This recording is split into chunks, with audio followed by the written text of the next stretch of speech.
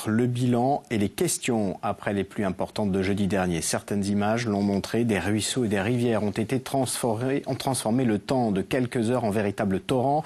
Était-il possible de limiter les dégâts? Qui est chargé de l'entretien de ces cours d'eau?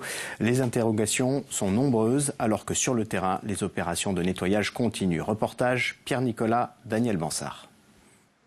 Un ruisseau devenu torrent à Fouriagne avec les conséquences que l'on sait.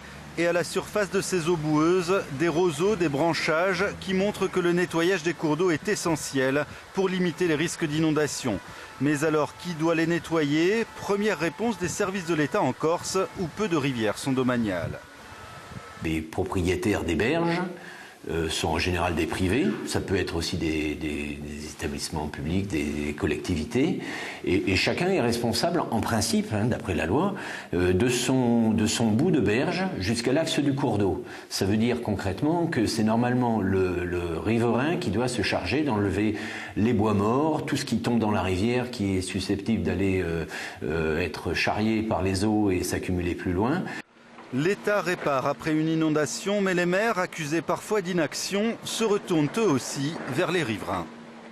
La responsabilité n'incombe pas aux maires parce que ça fait des années qu'on se bat avec ces rivières. Les rivières appartiennent aux riverains. Mais les riverains, quels qu'ils soient, ne peuvent pas entretenir les rivières. C'est impossible. Par contre, tous ces gens qui débroussaillent, qui jettent des frigidaires, qui jettent tout, après un moment, quand il y a des crues comme celle-là, ça déborde partout.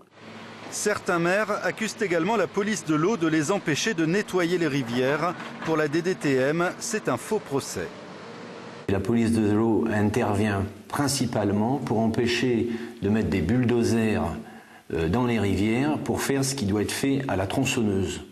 En clair, l'État conseille aux particuliers de faire un travail de bûcheron qu'il ne financera pas forcément, mais qui serait la meilleure prévention contre la montée des eaux en cas de pluie torrentielle. Autre conséquence de ces violentes intempéries, elles ont mis au jour des munitions datant de la Seconde Guerre mondiale. Dans une rivière du Cap-Corse, 70 obus de mortier ont été découverts près de Miaume. Des mineurs sont intervenus ce matin. Les engins seront transportés au large des côtes pour y être détruits.